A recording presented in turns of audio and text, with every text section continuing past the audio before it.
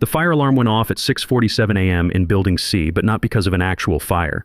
The Apex system had just short-circuited trying to process 2 identical purchase orders from departments that shouldn't even exist anymore. Double billing, double shipping, double headache. Nobody noticed until pallets started showing up with the same SKU codes stamped twice. One marked Urgent Executive, the other Priority Ops Team. That's when I knew Apex was choking.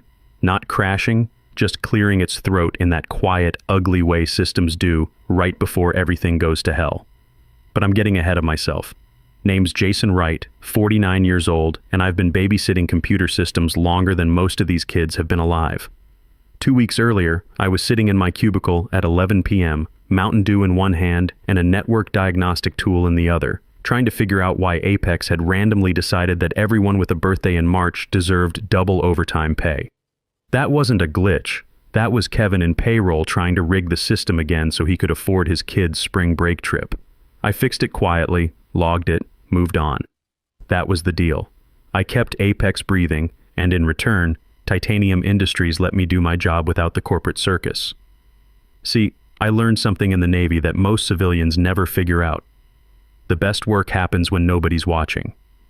No team-building retreats where they make you fall backwards into someone's arms. No forced birthday celebrations where you pretend to care about Karen from marketing turning 32. No meetings that could have been handled with a 5-minute phone call. Just me, my systems, and about 15 years of code that looked like it was written by a caffeinated octopus having a breakdown. Apex wasn't pretty, but it worked because I made it work. Every night after the day shift went home, I'd be there with my diagnostics and my coffee that could strip paint, making sure everything ran smooth for the morning crew. I'd patch the little problems before they became big problems, update the security protocols, run the maintenance cycles that kept everything humming. I wasn't flashy, didn't wear expensive suits or drop buzzwords in presentations, never volunteered to give talks at the quarterly all-hands meetings, but I was necessary, whether the suits knew it or not. I was the guy who patched the procurement loop after their digital transformation failed spectacularly. I was the one who built the back end that made HR think they actually understood metrics. I designed the automated routing that fixed shipping delays before customers even noticed. But since I didn't speak at company meetings or wear a tie to Casual Friday, the executives forgot I existed. Which was fine by me. I'd learned in the service that the guys who talk the most usually know the least. Better to be the guy they call when everything's broken than the guy who breaks everything by trying to look important. Only the folks on the operations floor knew what I looked like. Sean from logistics called me the ghost in the server room.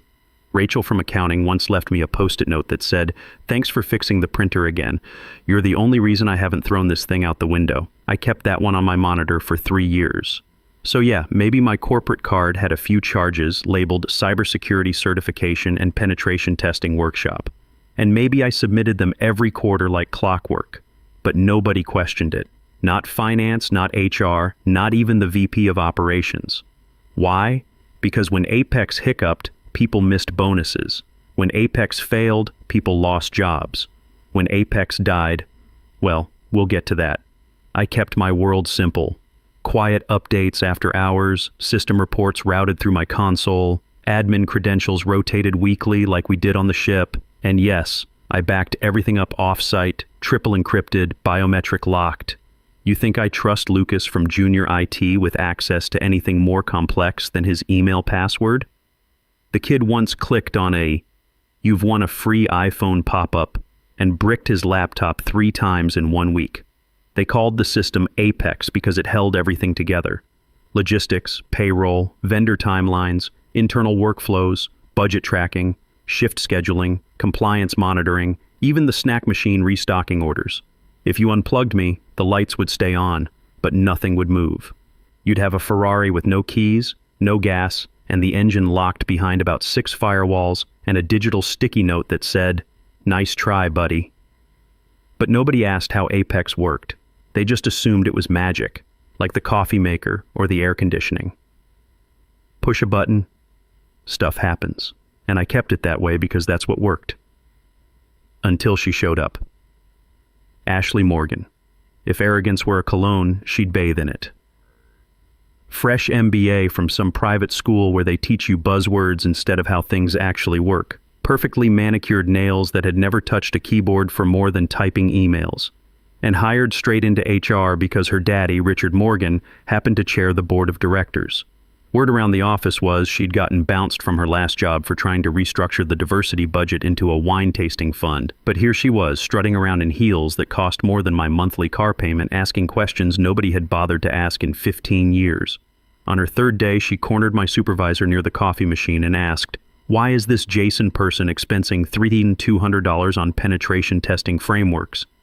My supervisor, bless him, replied, "Because if he stops, our company gets penetrated, and not in a good way." Ashley didn't laugh, didn't even crack a smile. She just wrote something down in her little leather notebook and walked away. I should have known right then that the countdown had started. She went straight to finance, straight to compliance, straight to Daddy's office on the executive floor. I knew because Sean from logistics saw her marching around with my expense reports printed on bright pink paper, like she was carrying evidence of a crime. The way she slammed those papers on conference tables, you'd think she'd discovered I was embezzling funds to buy a yacht. The thing is, those courses weren't some luxury spa weekend. They were enterprise-grade cybersecurity certifications. The kind of training that keeps companies from getting their data stolen by some 14-year-old in Romania with too much time and a grudge. But Ashley saw dollar signs and assumed fraud because that's what business school teaches you. Everybody's trying to scam you. The meeting was supposed to be about Q4 budget planning, 2 hours of PowerPoint slides explaining why a pizza party should make up for the bonuses they canceled last quarter. Standard corporate theater. I showed up because the invite said mandatory, and I'd learned in the Navy that you show up when ordered, even if it's stupid. I sat in the back like always, nursing coffee that tasted like it had been filtered through old gym socks. The usual suspects were there. Department heads checking their phones, middle managers pretending to take notes, executives looking like they'd rather be anywhere else. Nobody noticed me. Nobody ever did. Until Ashley clicked to slide 7 and made my name the headline. "Let's talk about accountability," she said, and the room temperature seemed to drop 5 degrees. My name sat there in bold Arial font like a wanted poster. Jason Wright. Ongoing non-compliance with expense policy. She was enjoying this. You could tell by the way she paused, letting the silence build like she was conducting an orchestra of corporate drama. This was her moment to prove she belonged in Daddy's company, that she could spot problems the old guard had missed. "I conducted a thorough review of recent expenses," Ashley continued, voice carrying that practiced authority they teach in MBA programs. "And I found multiple charges from this employee who operates completely unsupervised. Courses, licenses, training programs, whatever he wants to call them." The room was dead quiet now. Half the people there didn't even know my name 5 minutes ago. But suddenly, I was the most interesting person in the building. Ashley was feeding off the attention like a plant in sunlight. She finally turned to look at me. The whole room followed like dominoes falling in slow motion. "Jason," she said, and my name sounded different coming from her mouth. Smaller somehow. "Would you like to explain why you've been using company funds for personal development without proper authorization?" I didn't answer immediately. In the Navy, we learned that silence can be a weapon if you know how to use it. Let the other person fill the empty space with their own assumptions. She didn't wait long. "I've already cleared this with the board," Ashley announced, raising her voice like she was addressing a courtroom. "Effective immediately. Your employment is terminated for violation of expense policies and failure to follow proper approval procedures. Please surrender your badge and log out of all systems. Security will provide escort if necessary." The silence that followed was the kind you feel in your chest. 23 people holding their breath, waiting to see if I'd explode. Beg. Throw something. The executives looked uncomfortable.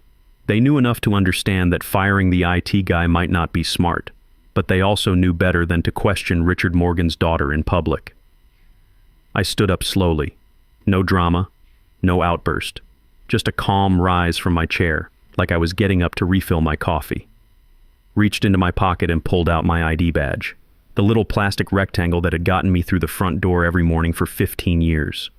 I walked to the center of the room, past the conference table with its polished surface reflecting the overhead lights, past the projector still displaying my name like an indictment, set my badge down gently next to the coffee carafe and the stack of pastries nobody was eating.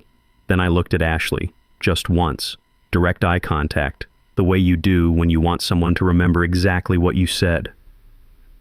"You have 5 hours," I told her. She blinked. "Excuse me?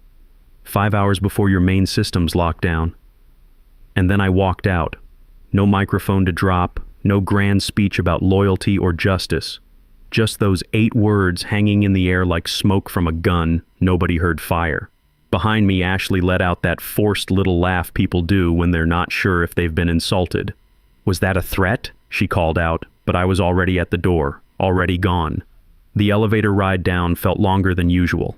15 floors of polished chrome reflecting my face back at me, showing a guy who looked calmer than he had any right to be. Because here's what nobody in that room understood, what Ashley never bothered to learn in all her research. Apex didn't just run logistics. It was logistics. Every invoice, every shipment, every payroll distribution, every compliance report, it all flowed through systems I'd built from scratch. And those expensive courses she'd flagged? They weren't luxuries. They were the keys to the kingdom, enterprise-grade certifications that tied directly to my personal credentials. No shared logins, no backup administrators, no emergency overrides. One name, one fingerprint, one person who knew where all the digital bodies were buried. Me. 5 hours. That's how long the automated security protocols would take to complete their final cycle before permanent lockdown. It wasn't sabotage, it was built-in protection. When the primary administrator leaves without proper handoff, the system protects itself the only way it knows how. The elevator opened on the 3rd floor, and I walked toward my desk past coworkers who looked like they'd seen a ghost. News travels fast in office buildings.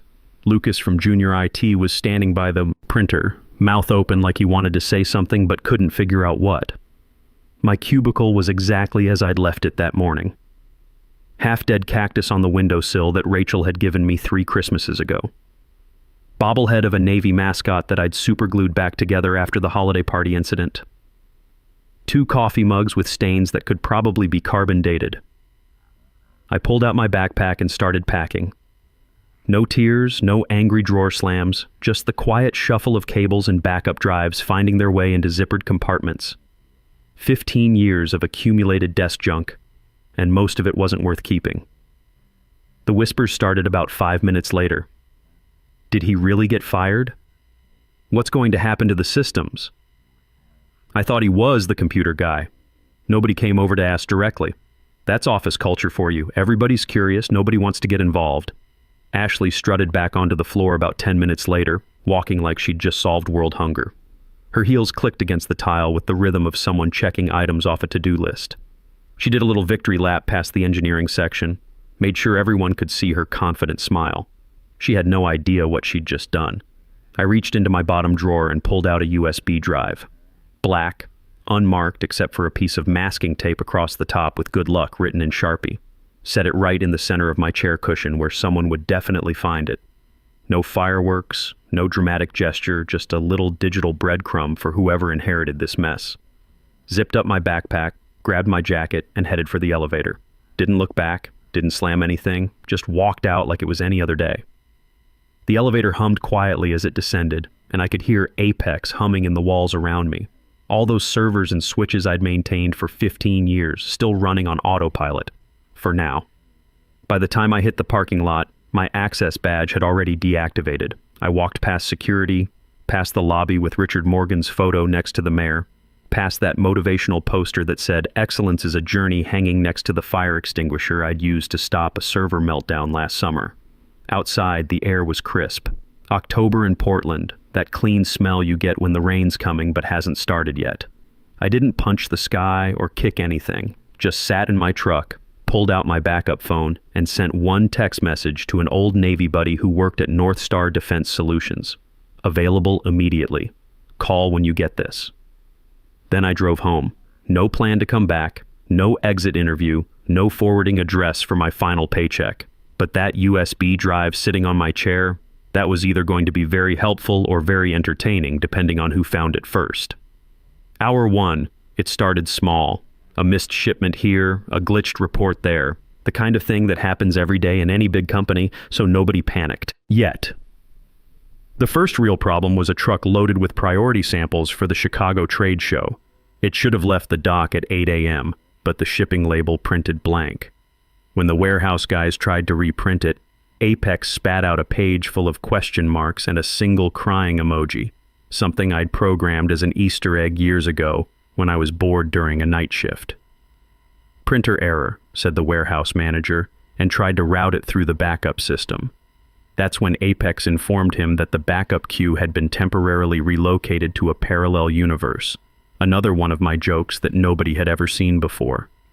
Up in accounting, Rachel noticed that half the morning's invoices were stuck in draft status. She tried refreshing her screen, then rebooting her computer, then calling AT. Lucas answered on the fourth ring and said he'd look into it, which in junior IT speak means I have no idea what you're talking about. Ashley was in her office, probably updating her LinkedIn with successfully streamlined departmental efficiency or whatever these people write when they fire someone. She had no clue that the first cracks were already showing. Hour 2. Kevin in payroll called down to IT, not panicked yet, but definitely annoyed. Half their disbursements were stuck, the other half had vanished completely. Lucas tried running a diagnostic, got a timeout message, attempted to access the main console, got locked out entirely. When Lucas tried to escalate the issue, Apex bounced back a cheerful red banner, "Access denied. You are not the chosen one." I'd written that during a Lord of the Rings marathon about 6 years ago. Nobody had questioned it because nobody had ever seen it. Nicole from Sales Ops, sharp as a tack and always 2 seconds from quitting anyway, started putting pieces together. She walked over to Lucas's desk and asked, "Didn't Jason handle all the Apex stuff?" Lucas nodded, sweating a little. "Yeah, but I mean, it's just software, right? Can't be that complicated." Nicole stared at him. "When's the last time you successfully logged into the main system?" "Well, I usually Jason always..." Lucas trailed off as he realized he'd never actually had admin access to anything important. Somewhere in the building, Sean from logistics was discovering that his entire morning schedule had been replaced with a gif of a raccoon setting a dumpster on fire. Definitely one of mine. Hour 3. Ashley was holding her weekly change acceleration meeting, still pretending everything was normal. Just some minor hiccups, she told her team, flipping through her notes like she had everything under control. Growing pains from legacy systems. Let's not catastrophize minor glitches. Those exact words would later be printed on coffee mugs by several bitter employees. Meanwhile, the first customer complaint came in. A major distributor in Seattle hadn't received their automated restock notification, and their warehouse was sitting empty. When customer service tried to check the order status, Apex showed them a spinning wheel that said, "Searching for meaning in a meaningless void." I'd been having a philosophical period when I wrote that one. Nicole had given up trying to work through the system crashes and walked straight to facilities. "I need a key to Jason's old office," she said. "Why?" asked the facilities manager. "Because our entire operation is falling apart, and he's the only one who knew how to fix it." She found my office locked down tight. Not just locked, sealed. The electronic lock was flashing red, and the keycard reader was displaying "Nope" in cheerful green letters. That's when she called my cell phone. Got my voicemail. "Hi, you've reached Jason Wright. I'm currently unavailable. If this is regarding Apex, please refer to the documentation I submitted 6 months ago. If you can't find it, check with HR. They're very thorough about reading important emails." Hour 4. Legal tried to access compliance reports for a vendor audit due the next morning. Apex responded with a spinning wheel, then displayed that raccoon and dumpster fire gif again. I really was fond of that one. The CEO, who'd been blissfully unaware of the growing digital hurricane, finally got dragged into the mess when his calendar app failed to remind him about an earnings call. He walked into an empty conference room. No prep notes, no CFO, no agenda. Just 5 spinning chairs and the growing realization that something was very wrong. He stormed down to what had become the Apex Crisis Management Center, formerly the break room, now filled with laptops and increasingly desperate IT contractors. "Where's the backup?" he demanded. "There are snapshots," Lucas stammered, "but they're partial. The main system access was tied to Jason's credentials. So call him." We tried. He's not answering. Ashley, who'd been hiding in her office for the past hour, finally made an appearance. "It's not permanent," she said, voice higher than usual. "We can rebuild it, patch it. It's just software." The CTO, who hadn't spoken up all year, actually laughed. It wasn't a happy sound. "You can't patch this," he said. "Jason didn't build a program. He grew a digital nervous system. And you just severed the spinal cord." Hour 5. By 2 p.m., 3 different consulting firms had been called in. One sent a guy named Chris, who kept calling the servers bro and left after 20 minutes. Another tried to brute force their way through an old maintenance port. Apex responded by shutting down all non-essential operations and sending a company-wide Slack message, "Unauthorized access detected," implementing enhanced security protocols. "Have a great day." The third firm took one look at my system architecture and quoted $500 an hour with no guarantee of success. That's when someone found the USB drive I'd left on my chair. Lucas plugged it into his laptop and it immediately played a 10-second video of me waving goodbye. Then it wiped itself clean and displayed a single message. "You had 15 years to ask how it worked.